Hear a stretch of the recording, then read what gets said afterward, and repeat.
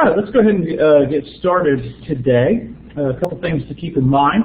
The second exam is coming up on Thursday, so make sure to be looking at the study guide, preparing for that.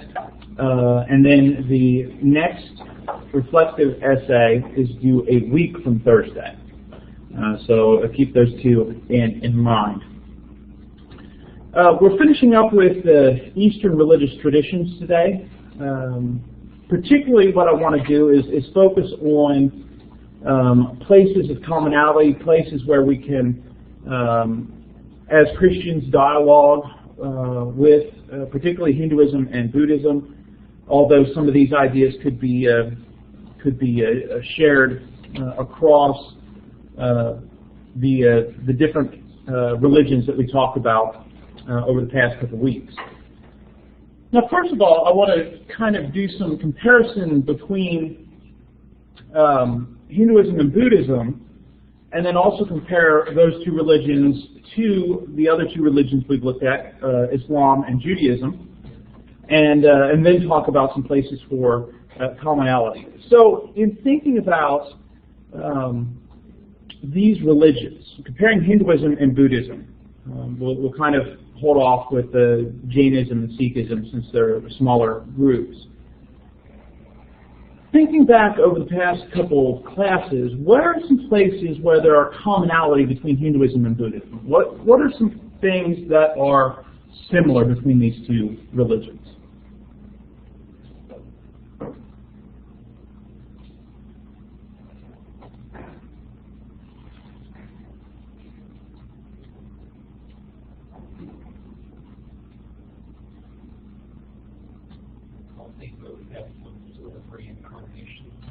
Okay, so they both kind of believe in the existence of reincarnation, rebirth, specifically the idea of samsara.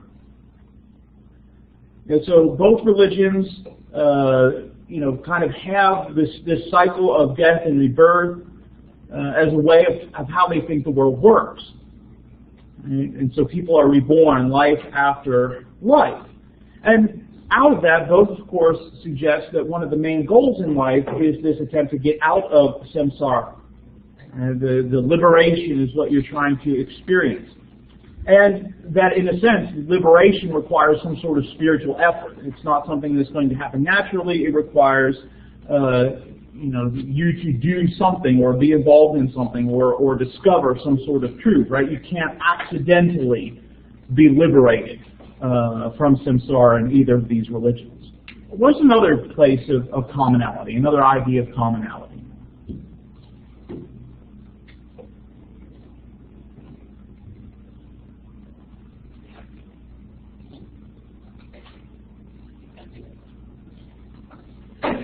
Both believe that there are many paths to life.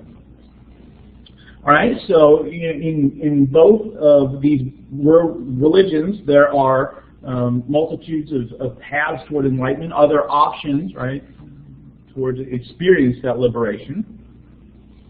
What else?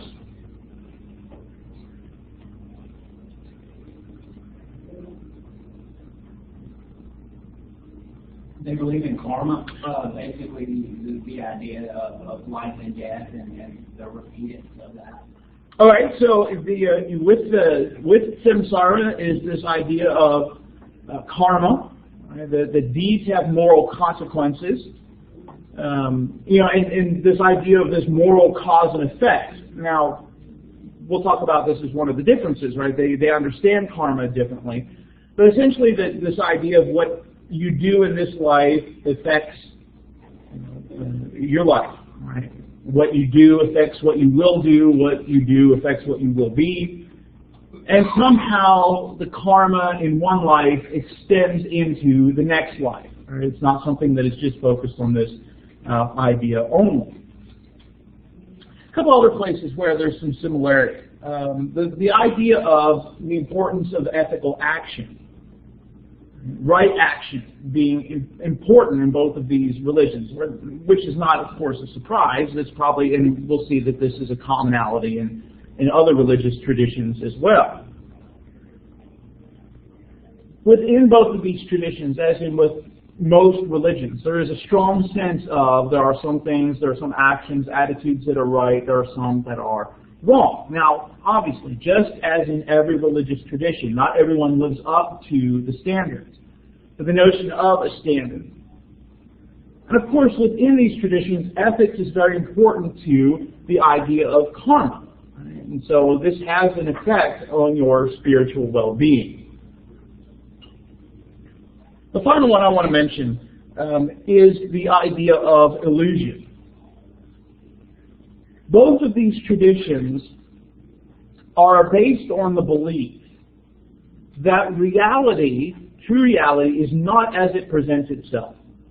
We have illusions about who we are as a person. We have illusions about the physical universe. And part of the way that both of these traditions offer is this idea of getting past these illusions. Right? You're seeking insight, you're seeking understanding. And so that's part of the way that you experience liberation. So why would you say these two religions have these commonalities and others we probably could take the time to mention? Why do they share these beliefs?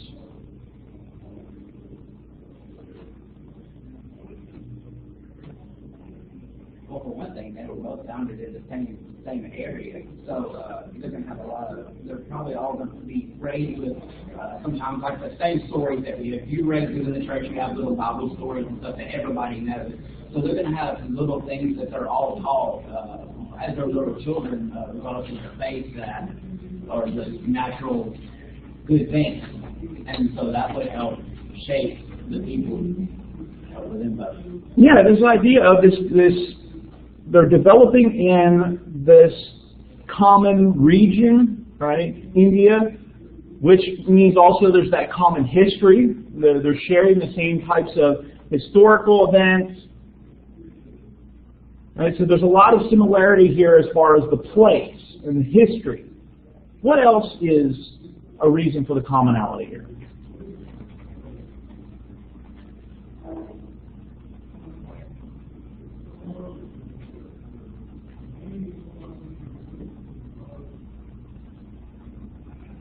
Because they're based in the same area together. All right, so that idea of where they developed, for a lot of the history, it was predominantly, developing in the same area. Another thing that the other groups were arising, they were borrowing elements from Hinduism, which was already an established religion. Right, yeah. Buddhism develops out of Hinduism, right? And again, that's kind of tied with the area, the region. There's only so many different ways you can say it, right? But essentially, that's the idea, right? So Hinduism is developing out of Buddhism, and so it's reinterpreting a lot of those elements, right? You take from the old, you bring in the new, and so the new has to kind of respond to the old. But not only, but there's a reason why Buddhism exists, right? That there was something that was needed that Buddha is addressing, right? Buddhism addresses something in order for it to be distinct. One of those areas where there, of course, is differences is the issue of karma. When you think about karma within Hinduism, karma is almost this all-pervasive type of idea. Right? It explains everything. Where you are in life, your rebirth, your destiny. In Buddhism, karma explains a lot of things, but not everything, right? So it's not as pervasive as it is in Hinduism. In Hinduism, karma is very connected with action, right? It's very physical. Where in Buddhism, karma is much more psychological. It's more about psychological concepts of almost an energy, essentially, from karma, or not from karma, from action. Another important difference has to do with how Hinduism and Buddhism look at the caste system. Now, we've talked about this idea they're developing in India. And in India, the caste system was a very important component of Indian society. And so all of the religions, just like they're having to respond to Hinduism, all these other religions are dealing with the caste system. And so nearly all the forms of Hinduism, those we've talked about, those we haven't talked about, are heavily marked by the caste system. The caste system shapes a lot of the thinking and development. And this is the way the universe works. And there's something within Hinduism that assumes this as a basic reality. This is just how it's going to be. And so there isn't any sort of encouragement to try and change social conditions within the religion, the ideology itself. There have been Hindus, there have been movements within Hinduism that have attempted to try and change some of the social issues. We talked about, for example, just briefly mentioned how Gandhi really tried to work against the idea of untouchability. Right? These people that are completely outside the caste system, that are the lowest of the low in society. But in general, most Hindus have kind of accepted it as this is how society is. You are in this place in life because you messed up or you did well in your previous life. And so there isn't that desire to change it. Now, within Buddhism, however, the caste system throughout its history has not been as important.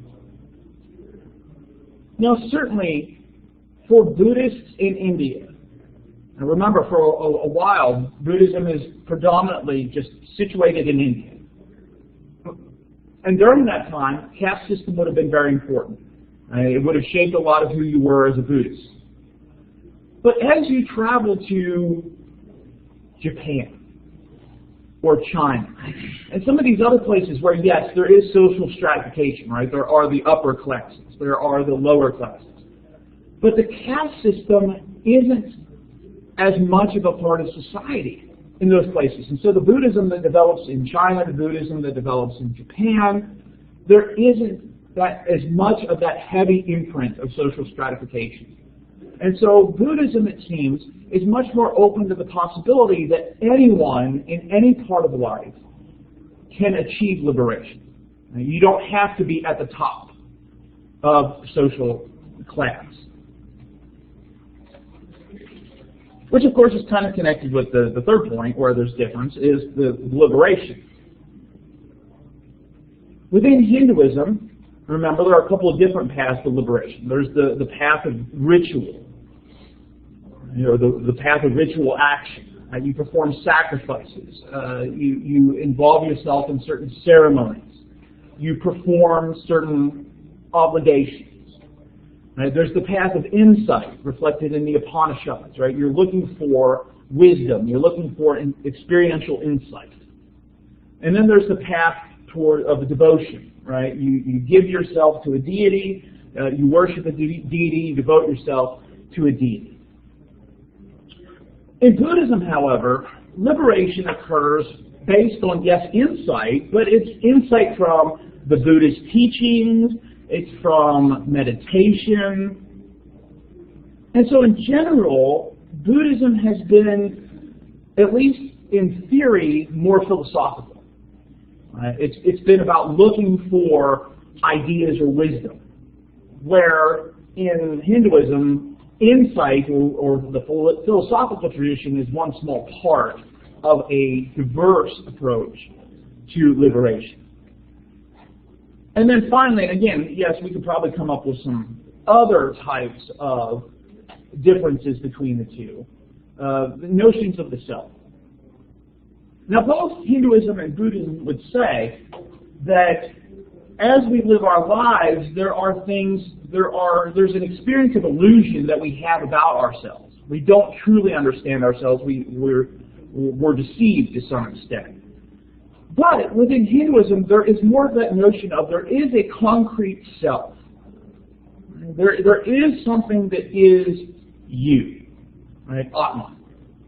And that maintains its consistency from life to life.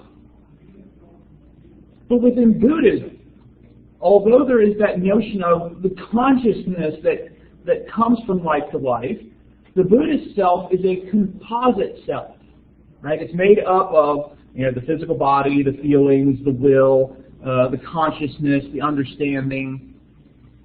And so there isn't, in a sense, Buddhism specifically rejects the notion of the self in Hinduism. Right? So Hinduism is Atman, and the idea of the non-self in Buddhism is an-Atman. Right? There is no self. There is no Atman.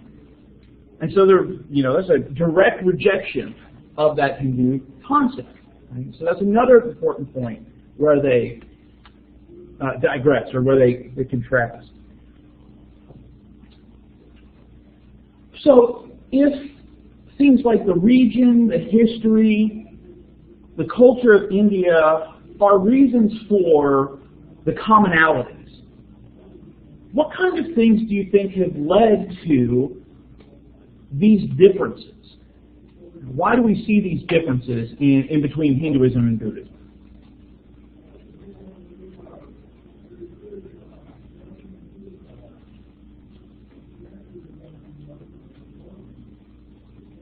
All the same similarities are also reasons for differences.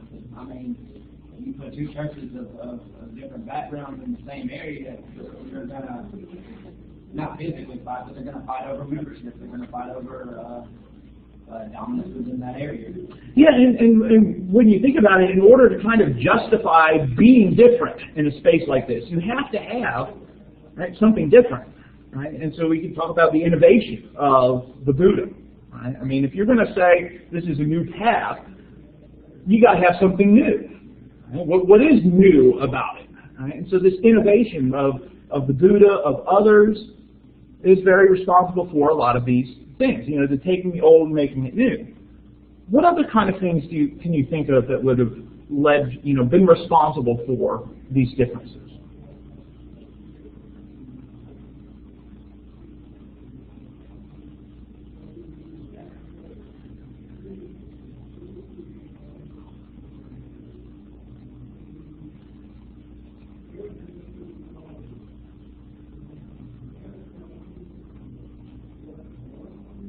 Or just in general differences between Hinduism and Buddhism?